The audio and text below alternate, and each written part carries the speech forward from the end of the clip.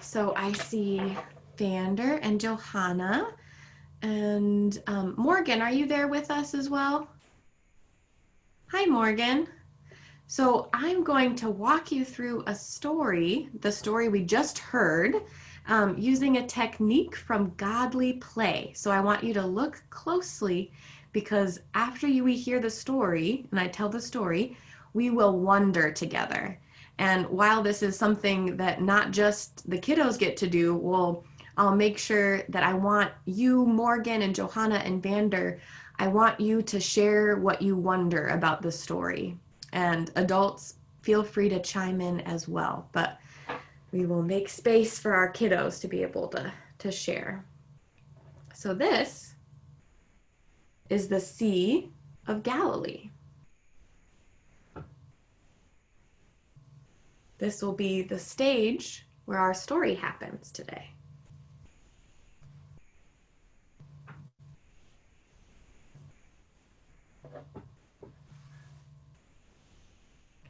Many important stories happen here on the Sea of Galilee.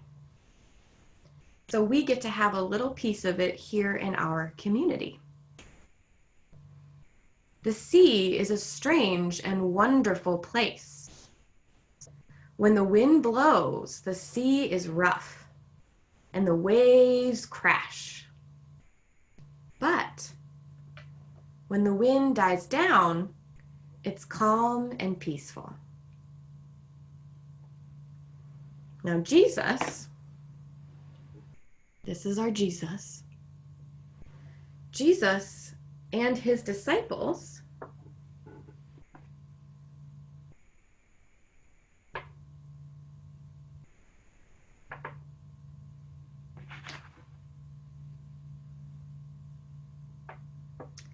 they have been teaching and they've been helping people, and they were tired. When they got to the Sea of Galilee, Jesus told the disciples to go out before him to the other side of the sea.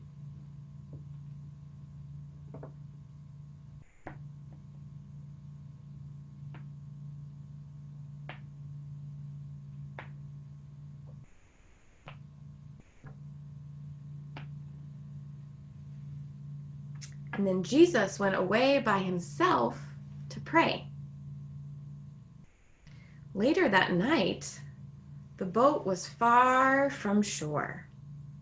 The wind blew and rocked the boat, and the waves crashed against it. The disciples were afraid. And shortly before dawn, Jesus went out to the disciples, and he walked on the sea.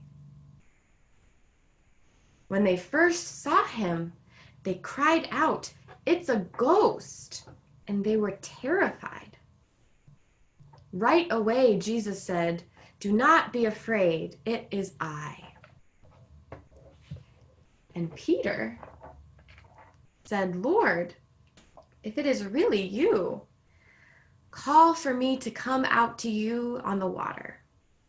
And Jesus said, "Come." So Peter got out of the boat and he walked on the water toward Jesus. But then he noticed the waves and the wind, and he was scared, and he began to sink. Peter cried out, "Lord, save me!"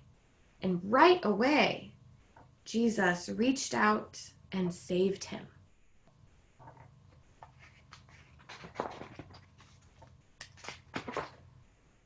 And then Jesus said, "Peter, why did you have such little faith? Why did you doubt me?" They got back in the boat,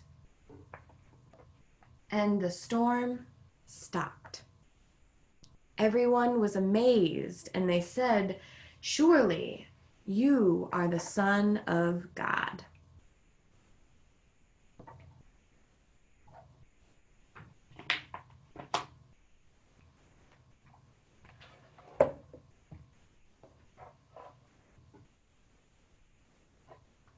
I'll pack away our Sea of Galilee.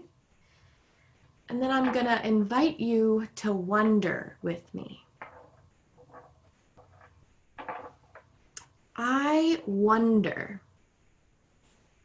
how did the disciples feel when they first saw Jesus out walking on the water?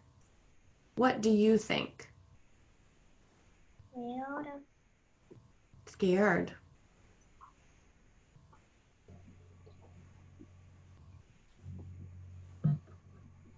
Astonished. Astonished. You think they were happy? Something was wrong with my glasses. Confused. Confused. People don't usually walk on water. Mm-hmm. I wonder how Peter felt as he stepped out of the boat to walk towards Jesus. What do you wonder?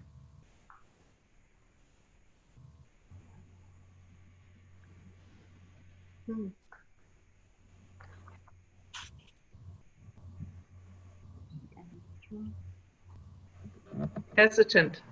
Hesitant.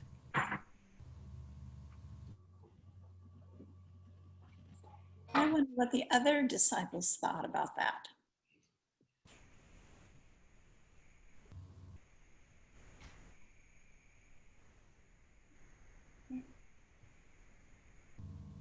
Oh, and I also see Amelia. Welcome, Amelia. I invite you into wondering.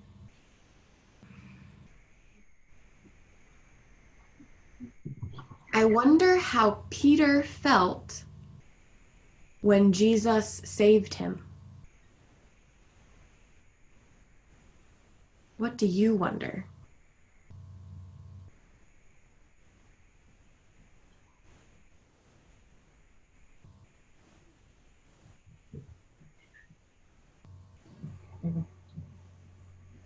Anyone can chime in too. I wonder how Jesus walked on the water. I wonder that too.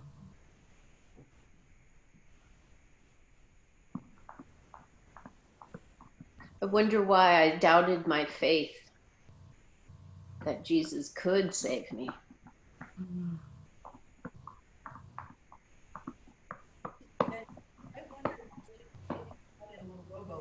Why would you walk across the water? That's like defying all the rules. Can you say that? Can you say it closer to the mic, Jenny? Yeah.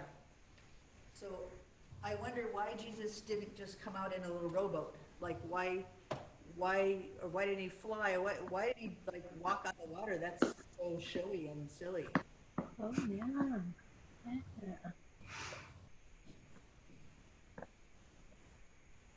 And I wonder whether, Peter got bawled out really by Jesus. Like, if you had just done it right, you could have walked on the water some more. But so he was scared and excited and then ashamed. What a mixture. Mm-hmm. Yeah. And the other disciples, I mean, so first when Peter starts walking, I might have felt a little jealous if I was a different one. And then when Jesus saves him and brings him back and kind of yells at him, then I would have been happy I stayed on the boat, I think. Mm-hmm. Yeah.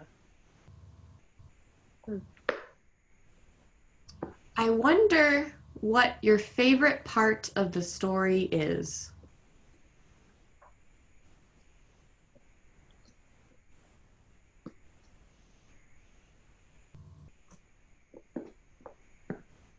Noni, you're muted. Jesus walking on the water.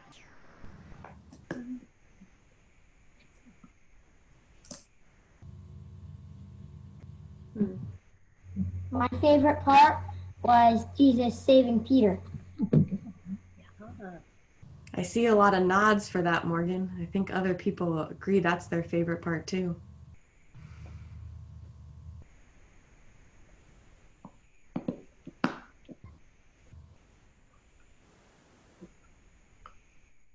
I wonder what the most important part of this story is.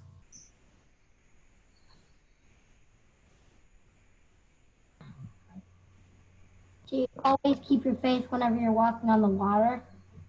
Mhm. Hey, Even when you're not walking on the water. No, only whenever you're walking on the water.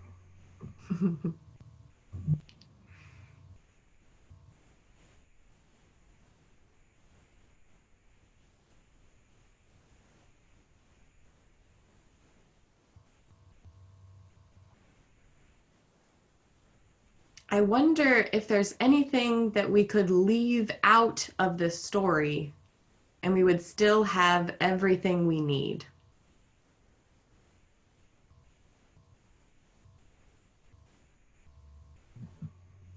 You could leave out the other disciples.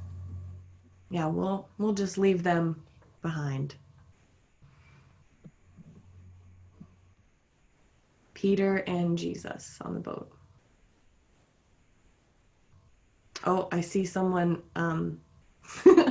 Lori, I see you shaking your head. Why is it important, the other disciples? because Jesus has more than one follower. Jesus is for everybody, so everybody needs to be in on it. Yeah, even the people watching. Right. Right. Very important.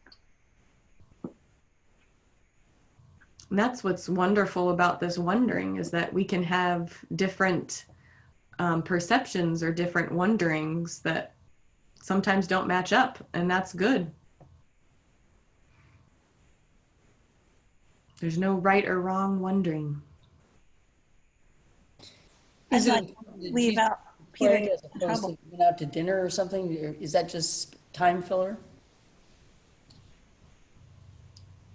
Kathy, go ahead, and then Jan can go. I didn't hear both of you.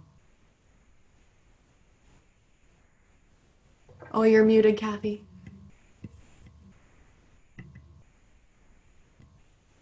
You're muted, Kathy.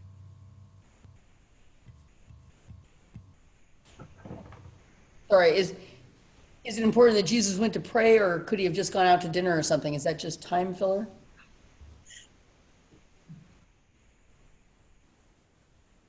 And I said I would have liked to left out Peter getting in trouble. Just have him walk all the way to Jesus?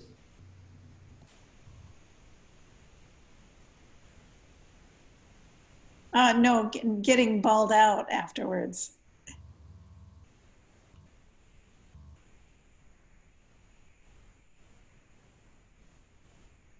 Yeah, I wonder if Peter sank for us to learn and for us to empathize and feel invited to sink sometimes.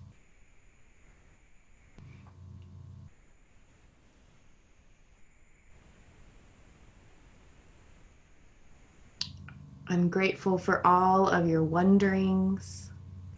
Thank you to our kiddos who might be on the screen or are off interacting another way. That's all beautiful. We can keep on wondering, but I will share a bit about how this story enlivens us and what it can be for us. Like Morgan said, Jesus pulls Peter out of those waves, so we're invited to keep our faith and be held by Jesus. God does this for us. What I think is really special about this story is that God and Jesus don't calm the storm. There are other times when Jesus does calm the storm, but Jesus actually walks on the water rather than calming the storm. As if to say that God doesn't calm the storm, but God will be present and save us when we're sinking in the storms of life. Jesus gives us a hand to hold in the midst of our storm. Jesus says to the disciples, "Take heart, for it is me. I am here. Do not be afraid."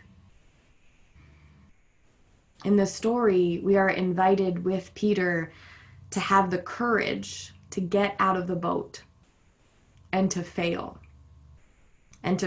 miserably, perhaps, to mess up and learn. We are called to be the rock that sinks. That's what Peter's name means, rock. Because God has a hold of us. God is holding us even when we are sinking. Our story is not done if we sink a few times. Our story is not done if we fail and we mess up. God gives us something to trust in while the storm is raging. God gives us a hold to trust in the midst of opening schools, in the midst of societal change, in the midst of a pandemic that's still happening. And God gives us tools to be able to deal with all of these storms. When Peter is out on the water walking towards Jesus, the thing that starts him sinking is the fear. He realizes, oh, it's windy. And there's waves that are crashing on his ankles. And Peter gets focused in on his fear that there's gravity in place, that there's a storm raging, and it keeps him from keeping his eyes on Jesus and being able to hold firm that Jesus says, I invite you to come walk on the water. So I wonder, if we were Peter, what would we be afraid of in this time?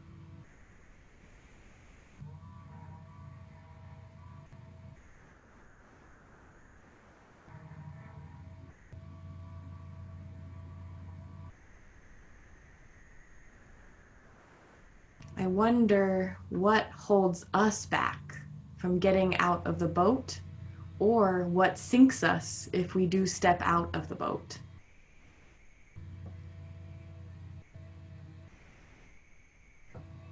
The good news is that God's blessings are still here, even if you're afraid. Jesus is still walking on water and healing the sick and feeding the hungry, even when we are afraid. God is still creating new growth in us and is holding on to us even when we're sinking. So may we hear the words of Jesus that are in this text.